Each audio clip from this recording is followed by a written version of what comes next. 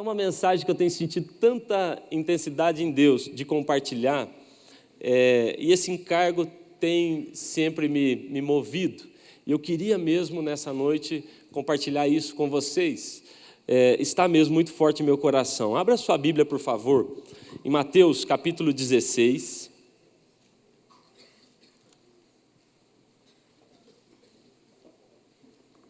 Mateus capítulo 16.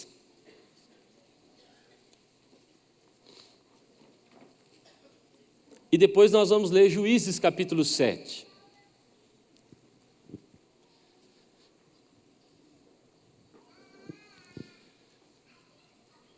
Eu só gostaria que você prestasse atenção no contexto daquilo que nós vamos ler. Eu quero ler o verso 18, Mateus 16, 18. Mas perceba o contexto que esse versículo está, porque é muito importante. Verso 13 diz que Jesus estava indo para os lados de Cesareia de Filipe. E nesse caminho, indo para esse lugar de Cesareia de Filipe, então Jesus para os seus discípulos e pergunta para eles: olha, o que estão falando sobre mim? E depois ele fala: e vocês, o que vocês estão falando sobre mim? E só na sequência disso, é importante você entender o lugar que essa conversa acontece, porque faz todo sentido. E só depois disso, depois que Pedro responde corretamente, então o verso 18 vem, e ele diz: eu também te digo que tu és Pedro, e sobre esta pedra edificarei a minha igreja, e as portas do inferno não prevalecerão contra ela. Tu és Pedro, e sobre esta pedra edificarei a minha igreja, e as portas do inferno não prevalecerão contra ela. Jesus dá essa palavra num dos lugares mais complicados que havia naquele período. Agora, Juízes capítulo 7, irmãos, nós não vamos ler toda a história, você conhece bem. É a história de Gideão. Mas Juízes capítulo 7, eu vou ler só o verso 7, para a gente poder entrar aqui um pouco na história depois. Mas Juízes 7:7 diz assim: então disse o Senhor a Gideão: com estes 300 homens que lamberam a água, eu vos livrarei. Entregarei os midianitas nas tuas mãos, pelo que toda outra gente que volte cada um para o seu lugar. Com esses 300 homens. Repete comigo: 300. Amém. Só até aqui. Irmãos, há alguns anos nós tínhamos marcado na nossa igreja um grande batismo. Até ali era o maior batismo que nós já havíamos tido. Naquela manhã nós receberíamos 300 irmãos, e por isso esse número é tão profético para mim. Era então 300 irmãos que nós receberíamos naquele dia. E nós nos organizamos, e então eu tive uma ideia que eu entendi que era do Espírito no meu coração. Nós mandamos fazer uma camiseta para aqueles irmãos, e aquela camiseta estava escrito: eu tomei uma decisão, sou discípulo de Jesus para sempre. E todos aqueles irmãos que iam se batizar, eles receberam uma camiseta dessa. E nós fomos de manhã para o templo, e todos aqueles irmãos estavam ali com a camiseta, e nós preparamos uma surpresa para eles. Eles não sabiam, mas havia lá fora um carro de som, um trio elétrico. E quando eles saíram, eles disseram: onde vai ser o batismo? Eu disse: o batismo vai ser no clube da cidade. E aí a igreja toda ali, aqueles irmãos que iam se batizar, e eu disse: agora eu tenho uma surpresa para vocês. E quando eles saíram, do lado de fora, então, aquele carro de som funcionando, com músicas bem animadas, evangélicas. E aí eu disse: agora nós vamos passear na avenida. Cidade pequena tem a avenida, né? Não sei, vocês não têm isso aqui, mas a avenida. Quem mora em cidade pequena sabe que sábado de noite os irmãos ficam dando voltinha na avenida. Eles vão e voltam. E aí a avenida é o lugar onde as coisas acontecem. E aí então nós entramos, todos nós, naquela avenida, aqueles irmãos de branco na frente, a igreja toda atrás, e nós caminhamos, descemos a avenida, e eles iam passando com aquela camiseta. dizendo que mudaram de vida, passando na frente do mesmo bar que eles enchiam a cara, na frente da mesma boate que eles faziam bagunça, perto dos mesmos traficantes que eles usavam drogas, e eles iam passando, uns queriam morrer, uns queriam se abaixar, uns diziam, eu só queria me batizar, não queria passar essa vergonha toda, uns meteram uma contusão, falaram, vou ter que ir no carro, estou machucado. Mas a maioria foi, e daí quando nós descemos a avenida, Ronald estava lá, né, Ronald? Descemos toda a avenida, aquele povo com uma vergonha. Aí eu disse, agora tem outra notícia, nós vamos subir a avenida. Aí subimos a avenida. E lá no final da avenida, nós seguimos e fomos até o clube da cidade. O evangelho é uma proposta de mudança radical. Ou é uma proposta de mudança radical, ou não é evangelho. Algumas pessoas têm entendido que o evangelho pode ser pendurado na sua vida, mas isso não existe. Isso não é bíblico. Isso é algo genérico, mas não é o evangelho verdadeiro. Porque a proposta do evangelho é uma proposta de uma mudança radical. Eu ouvi uma vez a história de um rapaz que foi para uma igreja, e ele começou a ir na igreja e ele achava que era só isso, vai na igreja, levanta a mão, e ele foi aprendendo todos os sinais. E ele foi para a igreja e um rapaz chegou para ele e falou, a paz do Senhor. Ele falou, a paz do Senhor. E chegou uma mulher e falou, a paz da senhora. Ele falou para aquela mulher. Ele achava que era só uma questão de mudar a linguagem. O evangelho é mais que isso. O evangelho é mais que mudar a roupa, mais que mudar a linguagem, mais do que mudar o lugar que eu vou nos domingos de noite. O evangelho é uma proposta de mudança radical. Você pode repetir isso comigo? O evangelho é uma proposta de mudança radical. Amém? É o evangelho da nova criatura, do novo nascimento, da metanoia, do arrependimento, da conversão. Agora, o evangelho não é só uma proposta de uma mudança radical. Ele é também uma proposta de uma mudança radical e progressiva. Ou seja, eu mudo radicalmente, mas eu continuo mudando. A vida com Deus é uma vida de processos e degraus. Ela é de glória em glória, ela é de fé em fé. O rio é sempre mais profundo, há sempre mais. Aquilo que eu já mudei não é ainda suficiente, há mais mudança para a minha vida. Eu não posso simplesmente dizer, pastor, eu já venho na igreja há tantos anos, esse sou eu, palco nasce torto, não, se endireita. Não dá para ser assim. Eu continuo mudando até que eu chegue à estatura de varão perfeito. Quando você chegar lá, então o evangelho agora não é mais uma proposta progressiva na sua vida, mas até então ele é uma proposta de mudança radical e progressiva. Agora, aquilo que Deus faz em mim, Ele precisa também fazer através de mim. Então esse evangelho que te propôs uma vida radical e progressiva dentro de você, agora esse mesmo evangelho te propõe uma vida radical e progressiva fora. E a chave para você saber se você tem vivido um evangelho saudável, como nós estamos falando aqui de uma conferência de igreja saudável, a chave é você perceber se à sua volta as coisas estão mudando também. Porque a proposta do evangelho é que também progressivamente as coisas à minha volta comecem a mudar. A Bíblia diz assim, mas recebereis poder ao descer sobre vós o Espírito Santo, virá dentro de você, e ele vai mudar você. Então, agora perceba, então você vai ser minha testemunha em Jerusalém, progressivamente Judeia, progressivamente Samaria, progressivamente os confins. Então, se aquilo que eu vivo é verdadeiro, ele deve tocar minha família, meus vizinhos, meu bairro, onde eu trabalho, e isso garante que eu estou vivendo o evangelho de fato. O evangelho é assim, primeiro ele te conforta, mas depois ele te confronta. Esse é o evangelho. Ele te diz, vem, nós vamos cuidar de você. E depois ele diz, agora vai, você precisa de cuidar de outros também. Isso é evangelho. Eu digo que a mudança que nós tanto queremos ver na nossa sociedade, ela vai acontecer quando nós conseguirmos ser tão igreja fora como somos dentro. Ser tão generosos fora como somos dentro. Louvar tanto a Deus fora como louvamos dentro. Pregar tanto o evangelho fora como pregamos dentro. O evangelho é uma proposta radical e progressiva também do lado de fora. Agora, irmãos, quando eu falo isso, eu não estou alienado. Eu sei que não é fácil. Eu sei que não é simples. Quando eu penso numa mudança dentro de mim, já não é nada fácil. Agora, quando eu penso numa mudança fora de mim, talvez você esteja pensando, é que o senhor não mora na minha rua. É que o senhor não sabe que do lado da minha casa mora minha sogra. Quando fala dessa mudança radical e progressiva fora, talvez você pense assim, é que você mora no interior, não sabe como é que é em Curitiba. Irmãos, eu tenho ficado cada vez mais assustado com o que eu tenho visto na nossa geração. Eu tenho ficado cada vez mais espantado e eu quero continuar me espantando com essas notícias que eu tenho ouvido e visto. É tão complicado, irmãos, às vezes a gente está ali assistindo um jornal, eu gosto de ver jornal, mas é tão complicado porque as notícias são terríveis. E quando a gente fala de uma mudança fora, é nesse contexto que nós estamos falando. Outro dia, eu vi uma reportagem, irmãos, e eu chamei minha esposa para me explicar.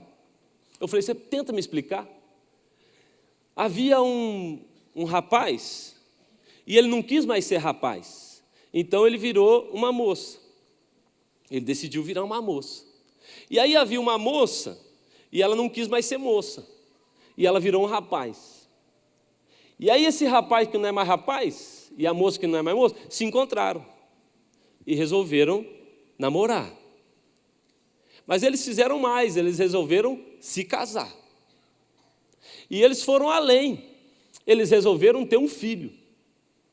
E aí o pai está grávido da mãe, eu nem sei te explicar bem. A situação é assim, não, eu não estou ironizando, é fato, eu estou contando um fato para você.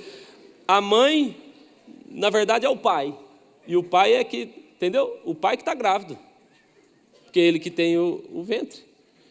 Eu não sei nem te explicar, irmão, como é que foi esse negócio. Mas daí eles têm um problema. Pouco antes da criança nascer, eles se divorciam. Agora nasce a criança, e sabe qual é a briga? Os dois querem o direito de mãe. Sim.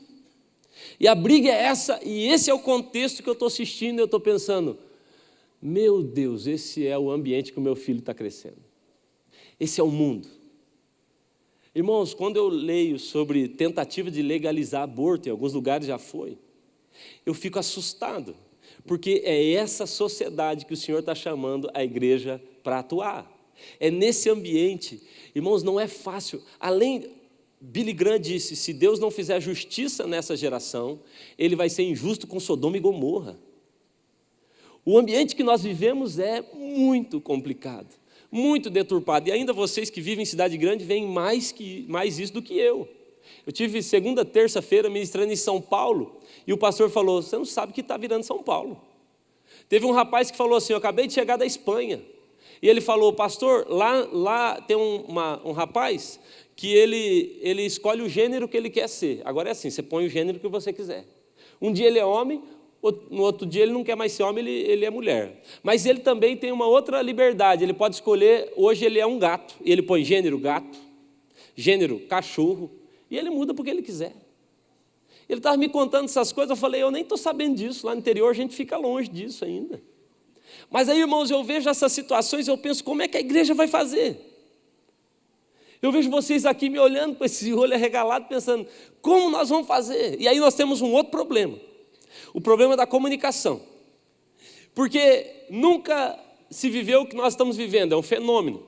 Várias gerações convivendo ao mesmo tempo. Antigamente, uma geração levava 75 anos para mudar.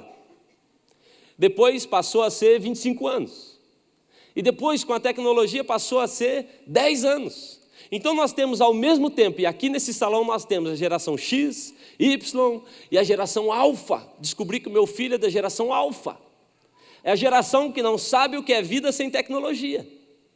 O meu filho pega um livro, eu dou o livro para ele, e ele faz assim com o dedo, ele pensa que é touch. Ele não sabe. Ele vai em qualquer lugar e tenta passar, ele acha que todo celular é assim. E aí nós temos toda essa geração convivendo, irmãos. Estamos no mesmo ambiente, nem conectar, nem comunicar, nós conseguimos bem. A geração é deturpada, depravada e há confusão de comunicação. Como é que nós vamos fazer? Eu sou da época, irmãos, eu cheguei a namorar por carta. Sabia? Tem o namoro raiz e o Nutella, eu sou raiz. Quem é que namorou por carta? Deixa eu ver.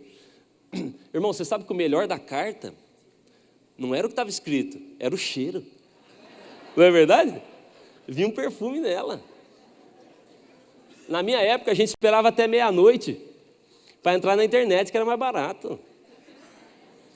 A minha sogra me deu de aniversário um tanto assim de cartão telefônico que era para ligar para a filha dela. Aí, irmãos, eu tô lá ministrando uma família, outro dia o pai falou, porque esse menino, pastor, nós estamos com dificuldade. Aí o menino falou, pastor, mas veja o meu lado. O meu pai isso, aí quando ele começou a falar, o pai falou, pode parar. Vira a fita, vira a fita. Aí o menino falou, tá vendo, pastor, eu não entendo o que ele fala. Eu falei, quase que eu também não estou entendendo, ué. Parece um disco riscado. O menino falou, o quê? Disco do quê? O que é disco? Aí estou eu falando com os jovens, aí eu fiz uma piada, o irmão demorou a rir, eu falei, caiu a ficha não? Ele falou, ficha? O que é ficha? O que é orelhão? Aí nós temos dificuldade, estamos convivendo, eu sento na mesa, no Natal, a minha avó tem 94 anos, ela está ali. O meu pai tem 63, está ali. Aí nós estamos ali, eu que tenho 19, nós estamos ali. Irmão, está todo mundo na mesa, eu digo, cuidado com os assuntos, porque a avó não é acostumada. Aí um divorcia, eu falo, puxa, é um escândalo para minha avó, porque nós já estamos aceitando a conversar sobre assuntos que nós nem cogitávamos conversar antigamente. E aí eu penso, e a igreja, como é que ela vai fazer? Como é que nós vamos fazer? A impressão que dá, irmãos, é que não tem jeito.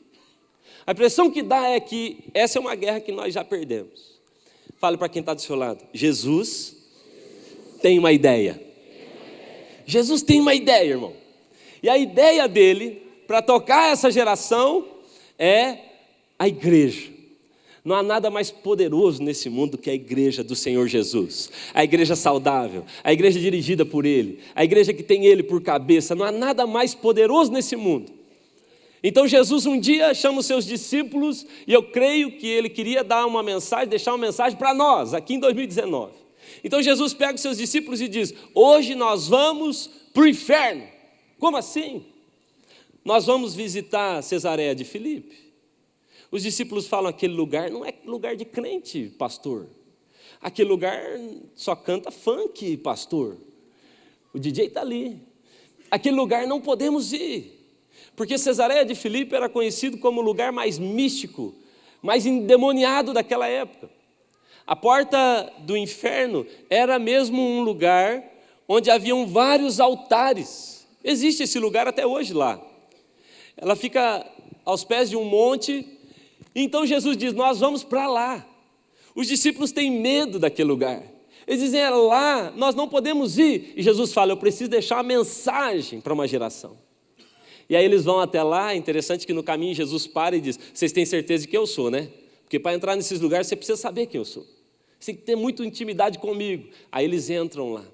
E quando eles estão, e a impressão que eu tenho é que eles estão diante daquele lugar, aquele monte de demônio, aquele monte de gente endemoniada, haviam ali as prostitutas cultuais, eles estão vendo aquela depravação e Jesus fala, há algo que eu vou levantar, que vai poder mudar qualquer contexto.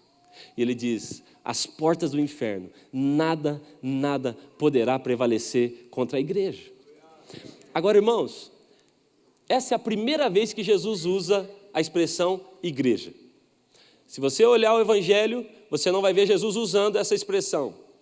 A palavra igreja, eclésia, é a primeira vez que Jesus usa. Por quê? Para nós não faz nem muito sentido, mas a palavra, o termo eclésia, não era um termo judeu, não era nem um termo religioso.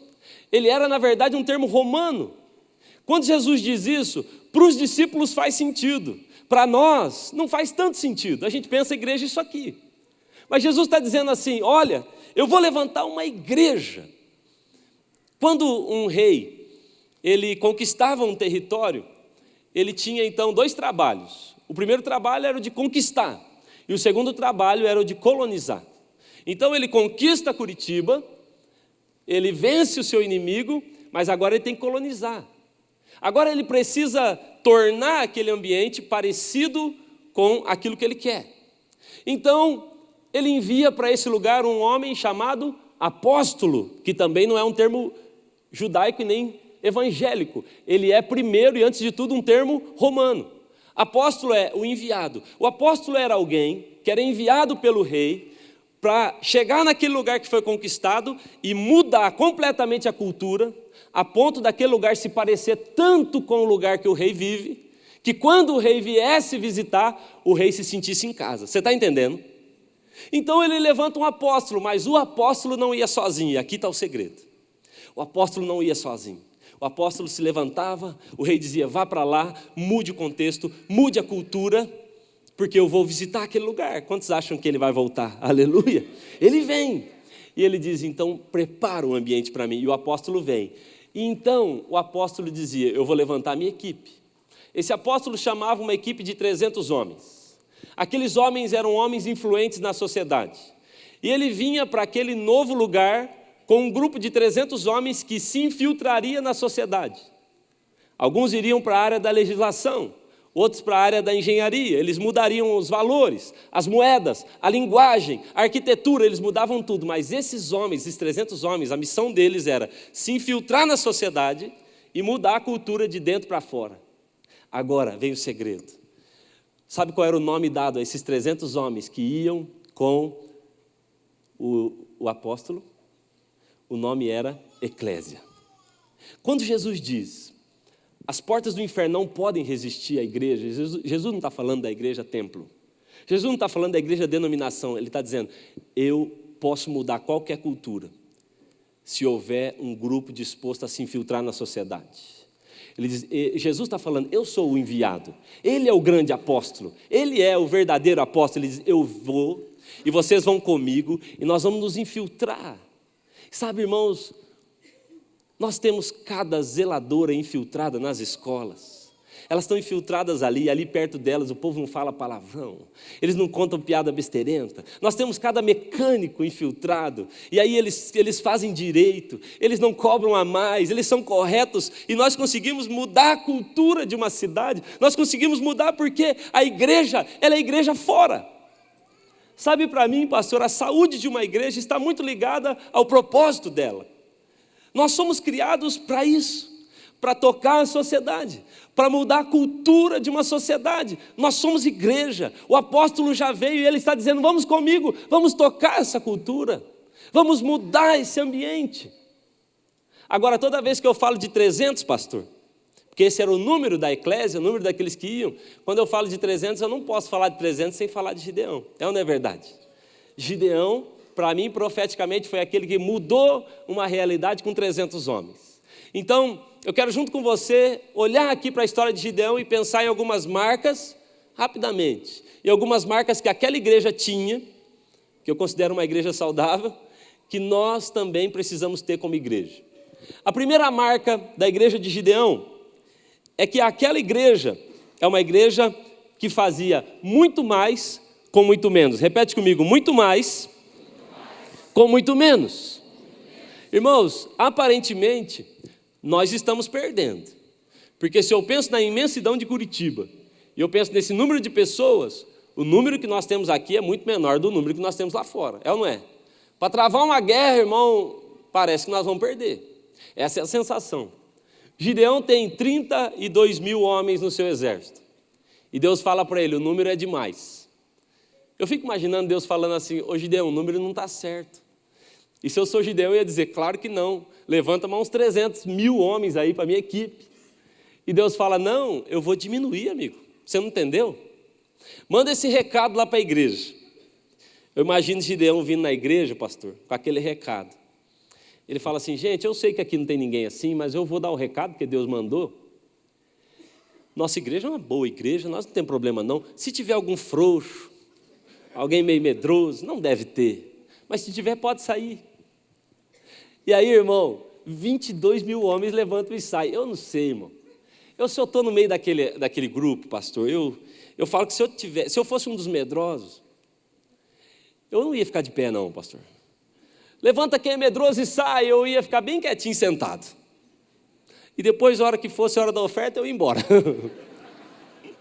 Mas eu não ia. 22 mil levanta, eu fico imaginando Gideão dizendo, meu Deus, eles estavam tudo aqui, tudo frouxo, tudo miserável, eu não sabia. E Deus fala assim, não acabou, nós vamos fazer outra peneira. Aí eles vão, 10 mil homens, fazem mais uma peneira, sobram só 300. Mas o recado que Deus estava deixando para nós é: eu faço mais com menos. O que eu vou fazer através da igreja, eu vou fazer e vai ser um milagre. Jesus não precisa de mais de 5 pães para tocar e alimentar toda uma multidão. Eu gosto disso. A oferta maior, na verdade, é a oferta menor.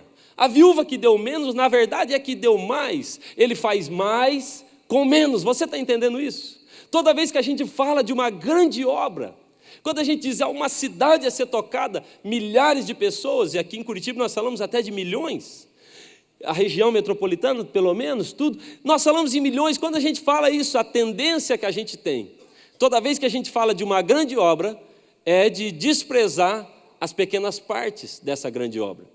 E a verdade é que Deus está usando essas pequenas partes para transformar culturas. Eu sempre digo isso: Satanás, ele gosta de desprezar a gente, mas na verdade ele tem medo da gente. Eu sempre digo isso. A minha sogra fala assim: quem desdenha quer comprar. Começa a falar mal demais, na verdade está interessado. Satanás sabe que Deus tem feito uma obra muito grande e poderosa através de gente que aparentemente é insignificante. Eu gosto da história de Daniel. É o grande Nabucodonosor, é a grande estátua, é a grande Babilônia, e é o pequeno Daniel. Tudo é grande lá, só Daniel que é pequeno. Aí Daniel tem aquela revelação, o sonho, e aí a revelação não ajuda, porque na revelação ele também vê uma pedra pequena. Só que aquela pequena pedra, ela toca a base da estrutura toda e derruba tudo, e aquilo tudo some. Grandes estruturas estão caindo a partir de pequenas pedras. E é isso que Deus está falando para Pedro: Pedro, você é uma pedrinha, mas eu vou levantar uma igreja.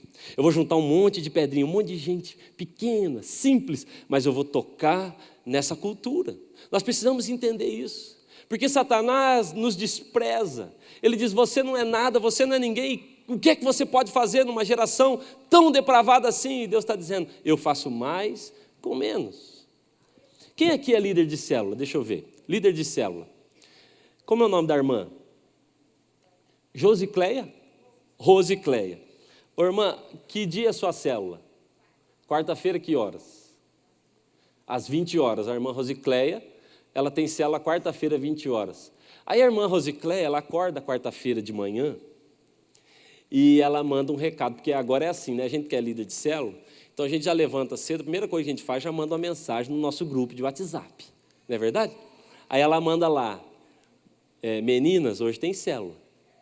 Nós que somos macho, nós mandamos assim: hoje tem célula, ponto. No máximo uma mãozinha assim, ó.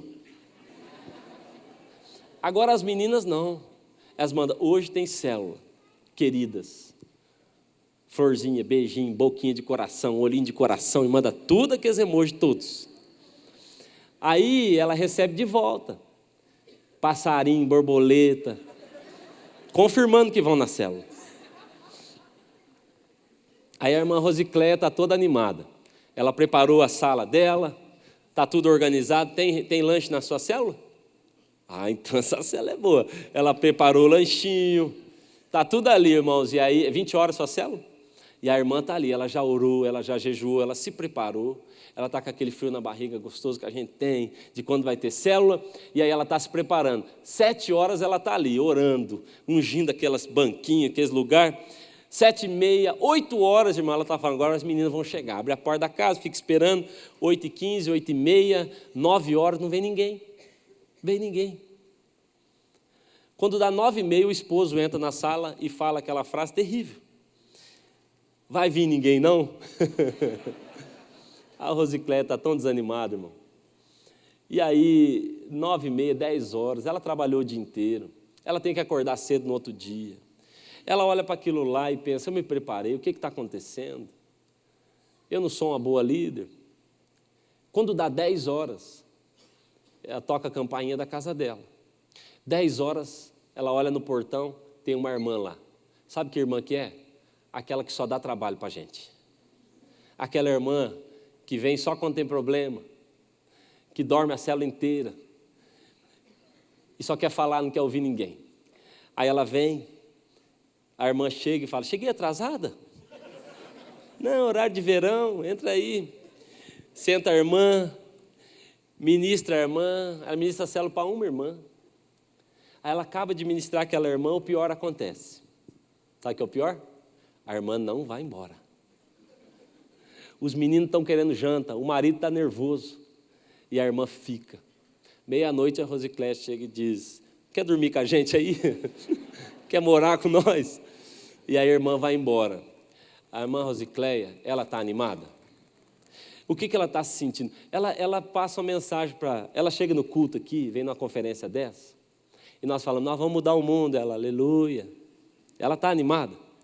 E o diabo está na cabeça dela assim, é só com você que acontece isso. Você não serve para ser líder. Entrega esse negócio. Para com isso. Você não faz diferença nenhuma. Você ir na sua casa, olha só que vergonha que você está passando. Todas as outras células estão bombando. Irmão, quem aqui já fez célula para uma pessoa levantar a mão? Eu estou com a minha mão levantada aqui.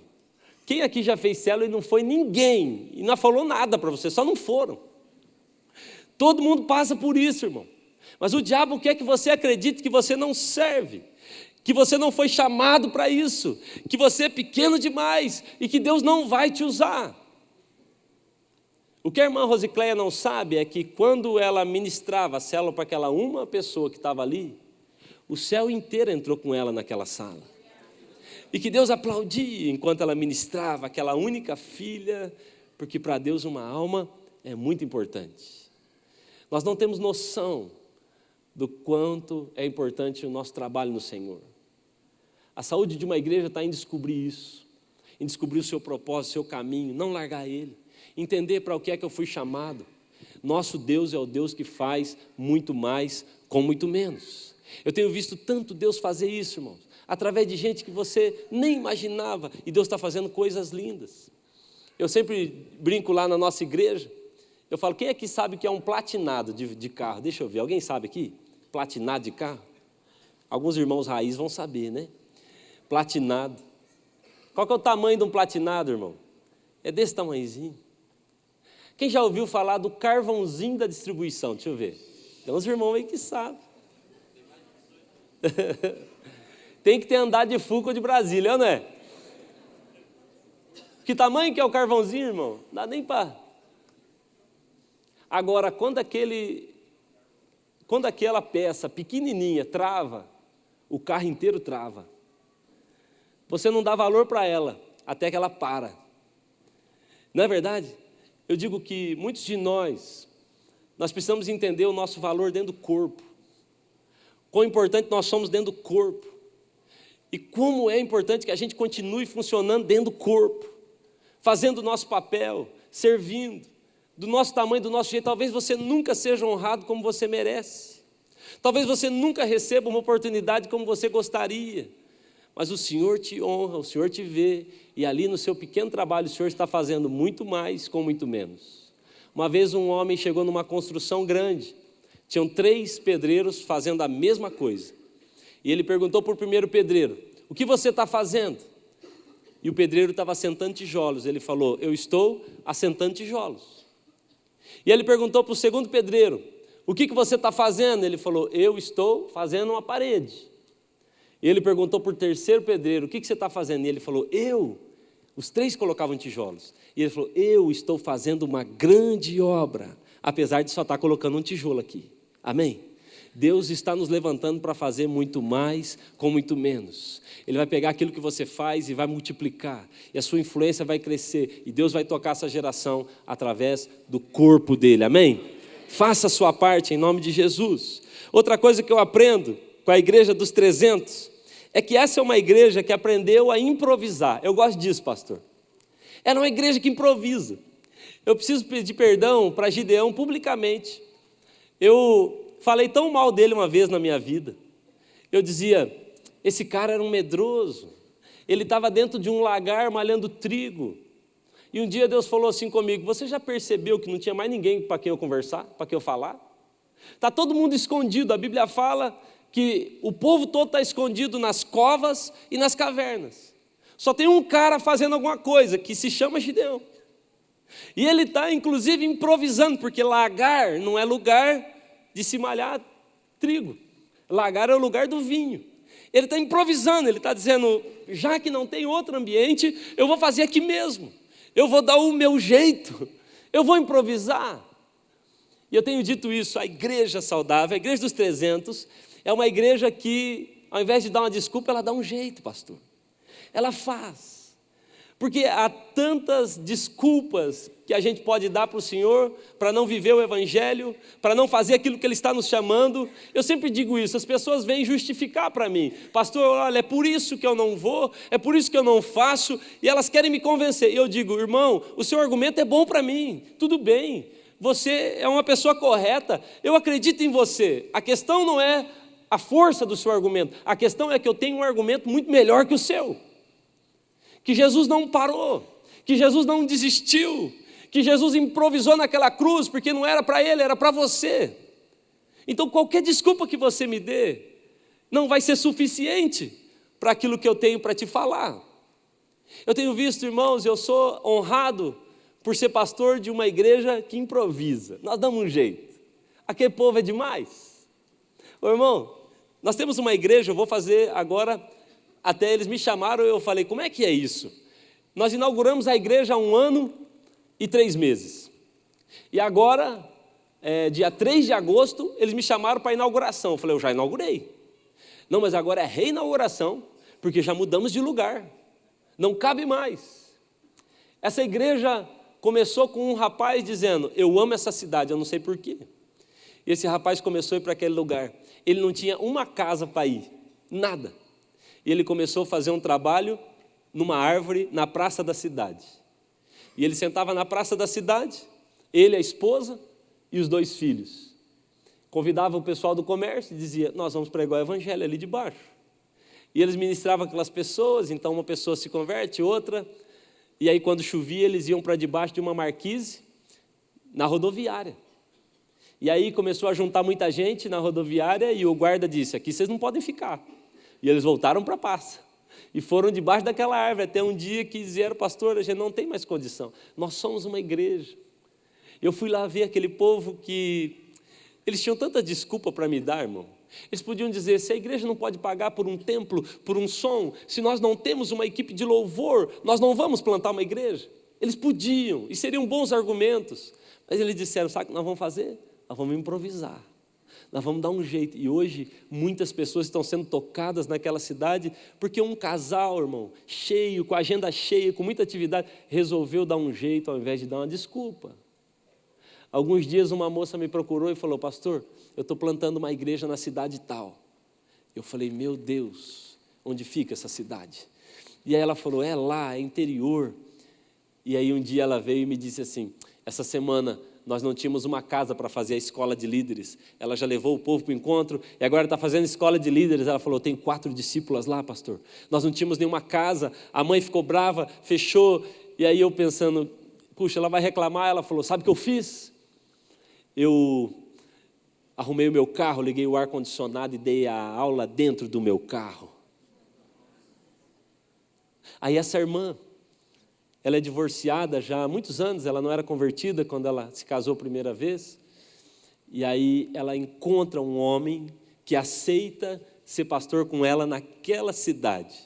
E ela está toda feliz, organiza o noivado, o irmão dela é pastor, oramos com ela. E esse rapaz vai viajar para o Mato Grosso para falar com a família, com os filhos, que ele vai se casar. Quando ele volta, ele tem um infarto fulminante e morre. Eu não sabia nem como consolar essa moça. Eu dizia, meu Deus, está tudo indo tão bem. Passou o tempo do luto, ela me procurou, eu falei, ela vai desistir. Ela veio me procurar e falou assim, pastor, vim te convidar para o meu chá de panela. Eu falei, chá de panela? Ela falou, sim, vou fazer um chá de panela, estou organizando minha casa para ir para lá, aquela igreja vai nascer em nome de Jesus. Nós estamos tendo culto lá. Semana passada teve um culto lindo lá. É mais fácil dar desculpa. Essa mulher podia me convencer facilmente de não ir. Mas ao invés de dar uma desculpa, sabe o que ela diz? Vamos improvisar. Ah, mas nós não temos o ambiente certo de malhar o trigo, pastor. Então faça no lagar. Então nós vamos dar um jeito. O problema, irmãos, é que todo mundo quer um microfone. Todo mundo quer um púlpito. Mas nós não queremos improvisar. Há um tempo atrás, um rapaz da nossa igreja Ele me disse assim, eu estou com uma ideia aí, pastor. Eu sempre tremo quando eles vêm com essas histórias. Eu estou com a ideia aí, discípulo do pastor Ronald, inclusive, seu José, vulgo seu besouro, né? Seu besouro, um homem de Deus. Seu besouro é secretário de assuntos fúnebres, é o coveiro da cidade. Pensa num homem de Deus, um homem sério, né, Ronald? Um homem sério, ele falou assim, pastor, eu começo a ver, o povo vai lá na capela mortuária, aqui tem capela, o lugar onde vela, a capela mortuária, eu vejo que madrugada passam lá aquelas famílias sozinhas. E aí ele liga para um outro rapaz, que é líder na nossa igreja, que o nome dele é Valdir, e o apelido é Caninana.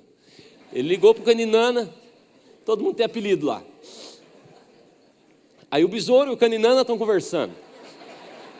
E ele fala assim, Caninana, você que gosta disso, eu tenho uma ideia, que tal a gente montar um ministério?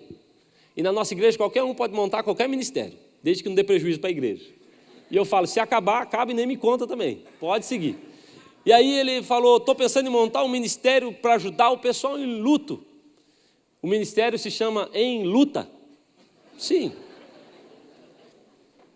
Então, quando chega uma família lá, seu besouro está lá. E ele liga para o Caninana e fala, é a nossa hora. E o Caninana vem com 15 rapazes, ele é pedreiro. Ele vem com outros 15 que trabalham em obra, em coisa pesada, e eles invadem o velório. E eles chegam com pão, mortadela, chimarrão, café, violão, e eles entram no velório e o pessoal fala, erraram o velório. Não, é com você mesmo. E eles servem a família, cantam para a família, pregam para a família, fazem o culto fúnebre, enterram o morto e começam a casa de paz na casa dessa família. Sabe, irmãos, se você quiser, você vai dar um jeito, mas se você quiser, você vai arrumar várias desculpas para não pregar o evangelho. Os meninos esses dias vieram me procurar e disseram, pastor, nós estamos com uma ideia aí. Eu falei, qual que é a ideia? A ideia é da gente montar um ministério. O ministério se chama Deus Está Vendo. Falei, meu Deus, como é que é esse ministério? A gente faz aqueles testes de honestidade, sabe como é que é? Eu falei, sei. Ele falou, mas nossa ideia, pastor, é só valorizar o honesto. Então eles fazem aqueles testes de honestidade, filmam, e o que rouba, eles deletam a imagem. E eles pegam os que devolvem e promovem aquela pessoa na internet. Falei, muito legal. Aí vai lá, aí eles jogam dinheiro no chão, a pessoa pega e devolve, e aí eles filmam. Aí um dia eles vieram me mostrar um vídeo de uma mulher, uma vendedora de picolé. Eles deixaram cair uma nota de 50, essa mulher pegou, devolveu para eles. E aí eles foram conversar com ela, falou, não é meu. A senhora é crente? Não. Por que a senhora devolveu? Não é meu. Eu levo 2 dias para ganhar esse dinheiro, mas não é meu. Eles me mostraram o vídeo, eu falei, chama essa mulher para o culto, pelo amor de Deus. Aí passamos o vídeo dessa mulher no telão da igreja. Aí quando acabou de passar, a igreja aplaudiu aquela mulher. Falei, não gente, espera aí, ela está aqui. Vem aqui, irmã. E veio aquela irmã com seus filhos. E eu falava para os filhos, essa sua mãe é demais. Ninguém faz isso mais, a sua mãe é especial. Parabéns, a mulher ali. Eu falei, gente, mas nós vamos deixar ela sair assim da igreja? Nós precisamos ofertar na vida dessa irmã. Olha o que ela fez. E as irmãs da igreja vinham, traziam brincos, colares e oferta. E, irmãos, e quase que eu já estava querendo o lugar daquela irmã. Porque alguém decidiu fazer alguma coisa. Porque alguém falou, eu preciso tocar. Há um tempo atrás nós tivemos uma ideia de Deus, e eu já tinha visto isso em outros lugares, de fazer na nossa cidade o que nós chamamos de Mercy Day, o Dia da Misericórdia. Nós não falamos de igreja, nós não falamos de célula, nós falamos de Jesus. E nós ajudamos as pessoas. Nós limpamos a casa dela, lavamos o carro dela, nós cortamos a grama, nós fazemos de tudo. Eu montei um lava-car na minha casa. Eu e meu filho e minha esposa, e nós, então saímos na vizinhança e dissemos, nós queremos lavar o seu carro. Um rapaz falou assim para mim, eu posso ficar com a chave? Ele pensou que eu ia roubar ele. Eu falei, pode. E eu lavei o carro dele. E nós fazemos isso com tantas pessoas. O pessoal entra, as mulheres entram nas casas, fazem faxina, faz almoço, estica o cabelo das irmãs, pinta as unhas. E o pessoal fala, por quê? Porque nós amamos vocês. Nós queremos demonstrar isso. Um rapaz, se eu não me engano, é até da rede do Ronald, ele anda de cadeira de rodas por enquanto, que vai ser curado em nome de Jesus. E aí ele falou, eu também quero participar. E ele disse que havia na rua dele uma mulher, uma senhora com dificuldade também para andar, que tinha, na casa dela não tinha calçada. Ele falou, quero fazer uma calçada para ela. Então, o líder dele, se eu não me engano é o seu Besouro mesmo, que é o líder dele, né? Seu Besouro pegou a areia, a pedra, o cal, o cimento e colocou lá. E esse rapaz se jogou da sua cadeira de roda e passou o dia inteiro batendo massa e fazendo uma calçada para aquela senhora. E aquela senhora chorando em cima dele, dizendo, o que você está fazendo? Se arrastando aqui, ele falou, eu quero provar para a senhora o amor de Jesus. Irmão, quando Gideão entra naquele lagar e ele vai improvisar, eu quero te convidar a ser assim, a improvisar. Ele não tem noção, mas por trás daquilo há uma grande revelação. Eu digo, toda vez que você decide fazer algo ao invés de dar uma desculpa, Deus traz para você uma revelação, uma experiência que você nem imagina. Mas Gideão nem sabia, mas ele estava misturando o trigo com o vinho, o pão e o vinho. Ele estava revelando Jesus, ele estava revelando a Santa Ceia. Ele nem sabia que ele estava fazendo isso. Mas por trás de alguém motivado em louvar o nome do Senhor, em fazer alguma coisa, ao invés de dar uma desculpa, há sempre uma grande revelação, há sempre uma grande experiência. Nós temos tido várias experiências assim, de gente plantando igreja por todo lado, porque tem vontade, porque entendeu que é melhor fazer do que dar desculpa, amém? Uma igreja saudável é assim. Agora, outra coisa interessante dessa igreja, é que essa é uma igreja que sabe beber água. São 300 homens. E eu poderia dizer, uma igreja saudável, a igreja dos 300 é a igreja dos sedentos, mas não é, não é só sede, mas é saber beber. Isso é muito interessante, porque a Bíblia fala que 10.000 homens desceram para beber, 10.000 homens tiveram sede. E se eu perguntar aqui, quem tem sede de Deus? Todo mundo levanta a mão, porque a Bíblia fala em Amós, que chegaria o tempo em que Deus derramaria sobre nós fome e sede da palavra dele, não fome e sede de comida e bebida, mas fome e sede da palavra. Isso já se cumpriu, a fome e a sede dentro de nós. A questão agora é se estamos bebendo corretamente, porque a seleção ali não aconteceu. Você tem sede? Ok, você está entre os 300. Não, você tem sede, mas você está disposto a beber direito, a fazer isso com diligência, a fazer isso todos os dias. Não tem como você ter um corpo saudável se você não se alimenta bem, é ou não é verdade? Falar isso para pastor é a morte. A maioria não é assim, tão esbelto como o pastor Odilon. Se você não tem uma boa alimentação, você com certeza não vai ser alguém saudável. E na vida da igreja não é diferente. Se não comemos bem, não seremos saudáveis também como igreja. O Salmo 23 diz, o Senhor me leva a pastos verdejantes. Quando uma ovelha vê pasto verde, irmão, ela não pensa que boa cama, ela pensa que boa refeição. Porque o nosso pastor sempre está nos apresentando pastos verdes. Ele sempre quer nos dar melhor comida. Ele tem algo bom para nós, mas a questão é que apesar de termos sede e fome, não comemos e bebemos todos os dias. Falhamos no nosso devocional, falhamos na nossa leitura, falhamos na nossa oração. Quando a igreja dos 300 ela é levantada porque 300 homens resolveram beber direito, fazer aquilo da maneira correta, fazer aquilo todos os dias, comer do maná, fazer de um jeito correto. A igreja saudável, a igreja dos 300 é aquela igreja que tem sede, mas que bebe corretamente. Deixa eu te perguntar, se eu fosse conversar com você sobre os últimos 5 dias, você teria um texto bíblico para me dizer, todos os dias Deus falou comigo?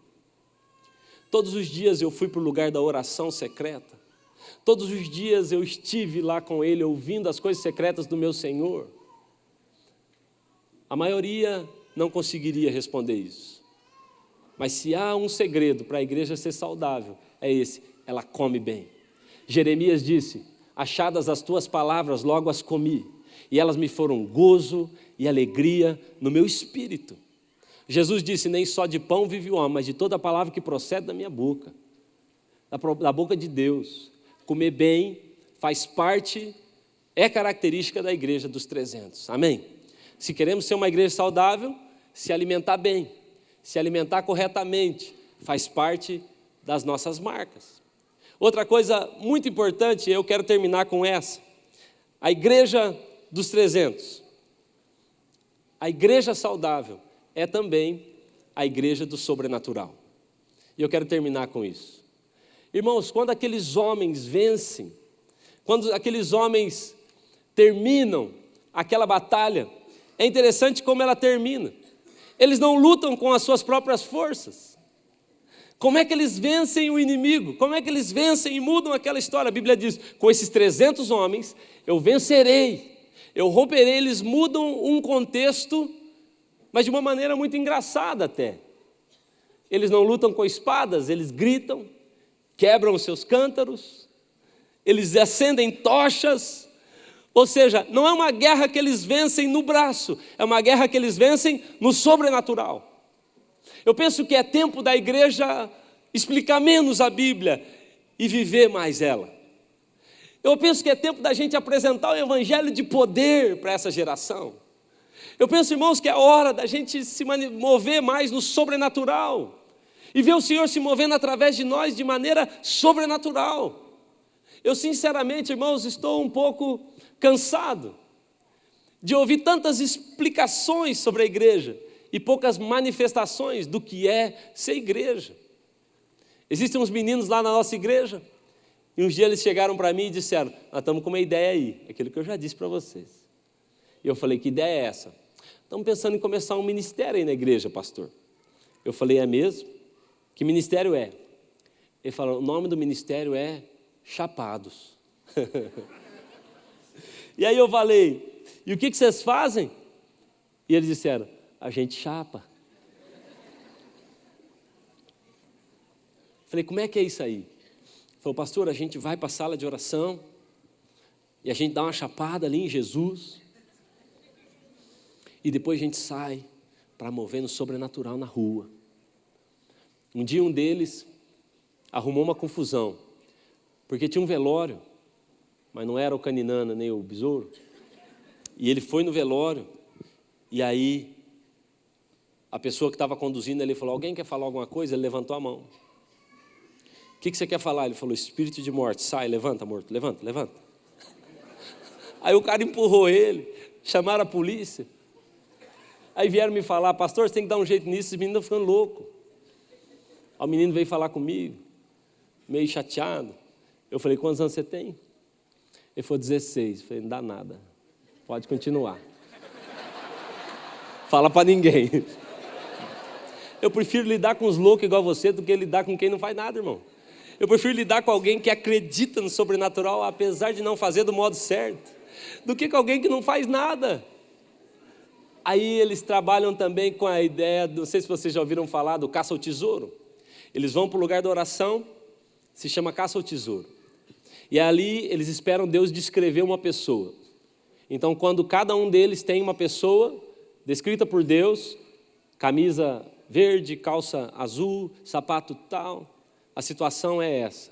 Quando cada um deles tem, eles saem do lugar da oração e saem procurando essa pessoa pela rua com um papel no bolso. Outro dia um deles falou assim para mim, eu fiquei 1 hora em frente ao correio, até que o homem veio. E ele falou que o homem veio na direção dele, ele falou, seu nome é tal? E o rapaz falou, é. Ele falou, então deixa eu te mostrar um recado de Deus. E falou, Deus me disse que você estaria com essa camisa, com essa calça, com esse sapato. Eu quero orar pela sua filha. Eu sei que vocês não estão bem. E o rapaz começa a chorar. O sobrenatural dá para nós velocidade. O sobrenatural dá para nós acesso aos corações. Irmão, ou nós somos uma igreja de sobrenatural, ou não seremos uma igreja saudável de fato. Aquele menino estava ali, ele estava me contando, outro dia entrei na igreja.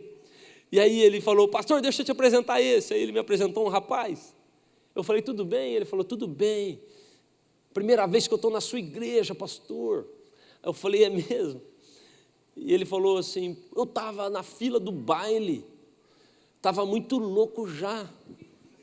E aí chegou ele dizendo, ó, seu nome é tal, Deus me falou isso, sai dessa fila porque Deus tem um plano na sua vida. Eu estou aqui, pastor. Eu falei, é isso aí, irmão, é o sobrenatural. Quando Jesus fala de João Batista, ele diz, dos nascidos de mulher não tem ninguém melhor que ele. Eu acho isso demais. Jesus está falando, João Batista foi o top, mas ele foi o top da série B. Verdade. Porque ele diz, qualquer um no reino dos céus é maior que João Batista. O menor que vive, que anda no sobrenatural, é maior que João Batista. Jesus passa por uma figueira, e a figueira não tem fruto, e não era época de fruto. E ele amaldiçoa aquela figueira. Eu fico até chateado, irmão, com essa condição. Falo, como é que Jesus amaldiçoa a figueira? Ela não tem fruto, mas não era tempo de fruto. Jesus estava dando um recado para os seus discípulos, eu não chamei vocês para andar no natural. Não é tempo de dar fruto, ninguém dá fruto, vocês vão dar. Vocês serão diferentes, porque vocês vão se mover no sobrenatural. Eu creio nisso. Irmão, sabe uma história que eu amo? É de Josué. Aí Josué, irmão, olha a mente maluca de Josué. Josué está no meio de uma batalha e do nada, irmão, ele vê que o sol está se pondo. E aí ele diz, sol, pare! E lua, fica aí, quieta. Eu só estou nessa igreja e falo, esse pastor está louco. Irmão, olha as ideias de Josué, mandar o sol parar. Talvez, se alguém estivesse por lá, a gente ia dizer, ô Josué, deixa eu te explicar uma coisa, você não estudou não? O sol está parado, irmão. Quem está rodando é a terra, não é verdade? Não sei se você não sabe, mas você orou até errado, você orou. E o que me assusta, irmão, é que a oração errada de Josué está tendo mais efeito que a minha oração certa. Porque tudo que Deus quer é um maluco gritando com o sol, dizendo, para aí, vai mudar, Curitiba vai ser diferente. Essa história vai ser, nós vamos nos mover no sobrenatural. O sobrenatural nos dá velocidade. Quando o Espírito do Senhor vem sobre Elias, Elias corre mais do que os cavalos de Acabe. Ele anda na frente do inimigo. Irmãos, muitas vezes nós estamos chegando atrasados como igreja porque o sobrenatural não é a nossa vida. O mover profético não é a nossa vida, quando for. Então nós chegaremos à frente. Eu estava deitado em casa no frio e Deus falou comigo, levanta e pega o seu carro e sai. Eu falei com minha esposa e saí, sem saber para onde eu ia. Andei a cidade inteira. Andei e não sabia onde eu ia mais. Fui nos bairros, orei nos bairros, era madrugada. De repente eu estou andando numa rua e eu tenho a sensação que eu devo orar agora com mais intensidade por espírito de morte. Eu começo a repreender. De repente, na minha esquerda tem um prédio e eu paro o carro no meio da rua porque tem uma moça sentada por lá de fora da janela, pronta para pular. Eu parei o meu carro, desci do carro, parei no meio da rua e desci dizendo, repreendo você em nome de Jesus. E de repente, irmãos, eu começo a gritar porque ela está no alto e aquela moça cai em si. Ela volta para dentro do seu apartamento. Nós levamos para lá umas moças, colocam ela numa célula, essa menina está salva, mas porque o mover sobrenatural nos deu velocidade, chegamos antes, chegamos na frente. Você entende isso? O sobrenatural vai nos dar velocidade, uma igreja saudável, uma igreja profética. Eu posso contar uma coisa, tomara que vocês não escandalizem, eu vou terminar com isso. Nós cremos tanto no sobrenatural, irmão. Outro dia eu estava orando lá na igreja, aí eu ungi uma pessoa, e eu disse, está escrito na Bíblia, se tiver alguém enfermo, chama os presbíteros, e a oração da fé vai curar o enfermo, vai levantar ele, perdoados serão os seus pecados, e ele vai ser colocado de pé. E quando eu terminei de falar isso, Deus falou comigo, se dá certo com a pessoa, dá certo com a cidade. Eu falei, como assim? E o Espírito Santo falou comigo, se dá certo com alguém, dá certo com a cidade. Nós compramos 200 litros de óleo, uns galões assim, reuni os mais pentecostais da igreja, falei, não conta para ninguém. Levamos aquele óleo para o monte uma semana. Depois colocamos nos carros, com a mangueirinha, e a gente saía meia-noite da igreja. Sabe o que nós fizemos? Ungimos todas as ruas da cidade. Tem nenhuma rua na nossa cidade que não está ungida. Todas, pegamos o mapa, ungimos todas. E nós dissemos, se tem alguém enfermo, se a cidade está enferma, se há pecado, nós pedimos perdão. E nós queremos, levanta essa cidade em fogo, levanta essa cidade em poder, nós declaramos, ela é tua. Não há uma rua lá que não tenha óleo pelas ruas. Se andar lá, você vê até o risco ainda. Nós fizemos isso no fim do ano. Eu creio no sobrenatural. Eu sou 300. Eu fui chamado para me infiltrar nessa sociedade. E ela vai mudar, porque ela não pode resistir. As portas do inferno não resistem à igreja. O apóstolo já veio. Se a igreja não for, o problema é dela. O enviado de Deus já veio. Ele andou, ele nos ensinou como é. Irmão, se levanta em Deus. Está na hora da gente caminhar. A igreja saudável come bem, mas a igreja saudável, ela também caminha muito bem. Amém? Você está comigo nisso? Vamos orar, fique de pé, por favor.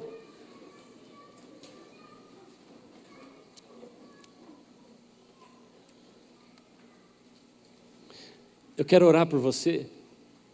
Eu creio que Deus nessa noite quer levantar-nos como uma igreja saudável. Eu creio que Deus quer nos levantar como os 300 dele. Uma vez um professor meu me disse o seguinte. Ele falou, qualquer pessoa pode ser uma pedra na obra que Deus está levantando. Como nós falamos, pedrinhas. Pedro, eu sei que você é uma pedrinha. E qualquer pessoa pode ser uma pedrinha. Mas 1 Pedro, quando Pedro escreve sobre a pedra, ele diz, pedra viva. Repete comigo, pedra viva. E esse professor me explicou um processo que eu não conhecia. Ele disse que quando um pedreiro, quando uma pessoa ia fazer uma obra naquela região de Israel, as pedras eram muito secas e porosas. Então eles recolhiam as pedras e traziam para perto da construção, da edificação que eles iam fazer. E quando eles traziam aquelas pedras, elas não eram aptas para construir, porque elas eram muito porosas. Então se elas fossem colocadas na edificação, elas iam ruir. Então ele disse que o pedreiro olhava para aquela pedra e dizia, essa pedra é morta. Porque ela é uma pedra que não serve para edificar nada. Mas então o pedreiro tinha um ajudante que fazia, sabe o quê? Pegava aquela pedra, um balde grande de água, e ele encharcava bem aquela pedra, e ela ficava pesada e dura e firme. Então ele tirava dali e dizia, essa pedra agora é viva. É por isso que Pedro fala, nós como pedras vivas. Pega a pedra morta, encharca bem, e aqui ela está viva. O segredo para a gente edificar a obra do Senhor é estar bem encharcado do Espírito Santo, estar bem batizado ali. E quando nós não estivermos mais conseguindo não manifestar a glória de Deus, então nós seremos aptos a trabalhar nessa obra. Amém? Quantos querem ser 300 aqui nessa noite? Feche os seus olhos. Os irmãos vão nos conduzir. Glória a Deus. Nós podemos cantar uma canção. Eu quero que você feche os seus olhos e eu quero orar com você. Nessa noite eu quero liberar sobre você da mesma graça que Deus tem colocado sobre nós.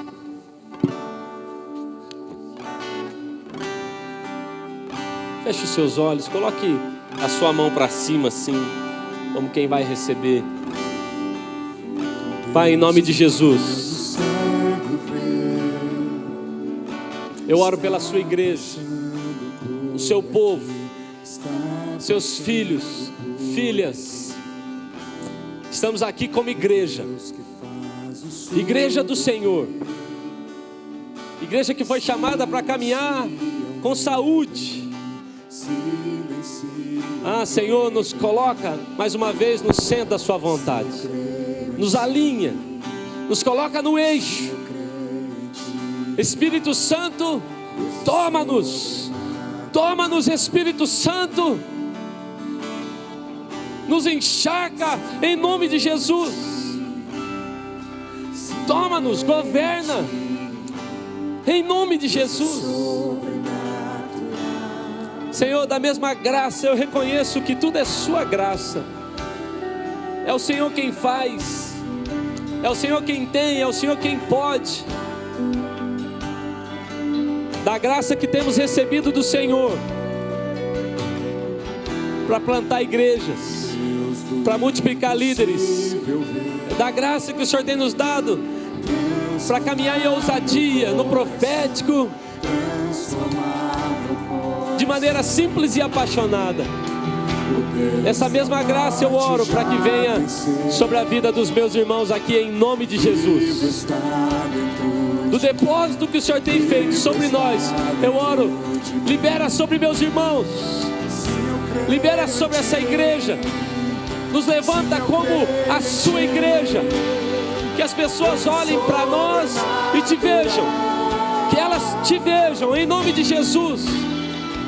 Faz de nós influenciadores, aumenta o som da nossa voz, aumenta a nossa influência, coloca-nos em lugares chaves e dá-nos a chance de, com ousadia, testemunhar aquilo que o Senhor tem feito na nossa vida, em nome de Jesus. Que possamos viver o Evangelho de modo radical, crescente, expansivo, em nome de Jesus. Espírito Santo, confirma, sela-nos nessa noite. Espírito Santo, sela-nos nessa noite. Convença-nos, em nome de Jesus.